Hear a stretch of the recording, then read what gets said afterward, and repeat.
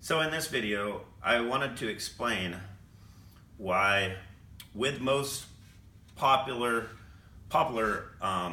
profiles of molding, it's a better way for the inside corners to cope instead of miter the inside corners, and this is the reasons.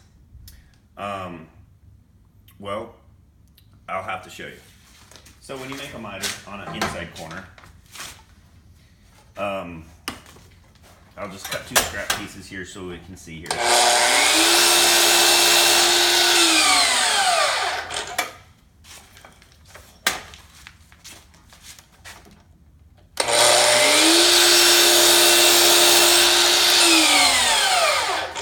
So the reason for the cope is that with a miter, if you have a perfectly square wall, come up close here so we can see. Let's go in here. With a perfectly square wall, you can see a miter looks great. But with a wall that has any sort of angle, an obtuse angle or an acute angle or leaning at all, it really makes for an ugly, I hope you're getting close enough up on here. It really makes it where, I mean, even if you caulk that, it's going to be rounded over and it's not going to look as pretty. So with a cope, I don't even know if you all really know what a cope is yet, but I'm about to show you because I already have one coped. And with a cope, you have a little bit of forgiveness. The wall can be at an obtuse angle. Well, let's see what it looks like perfectly square. As you can see, it looks just like a miter.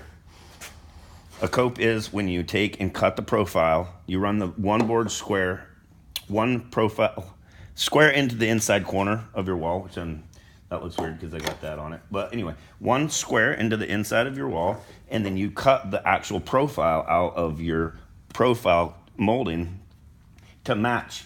And it's very easy to do. Not so easy on some moldings, but the way you do it, I know this is kind of getting confusing now, but the way you do it is you cut a miter on your board and follow the line of the paint and cut out that profile, and it will slip right in. So the reason you do it is because with the miter, you go with that obtuse angle or that acute angle, and it will look really bad. Now this, I'm moving it around quite a bit here, and you can see that's barely opening up a little bit for a caulk. You have a lot of forgiveness. I mean, I have quite an acute angle right there. You'll see what it looks like with a miter. Would be very, very rough looking. This is a very acute angle, so I'm holding it pretty much like this. To get down up close and see what that looks like. I mean, that doesn't look good at all. And with obtuse angles, it's the same way. But as you can see, when you have this profile cut out, it might be a little bit of extra work, but your work is going to look better. I have a very acute angle. That's back to square. And as you can see, the obtuse angle, you still have a little bit of gap in the bellies, but it still stays tight, most of it. And most of all the top stays tight where you don't see a big crack. So anyway, that's pretty much it.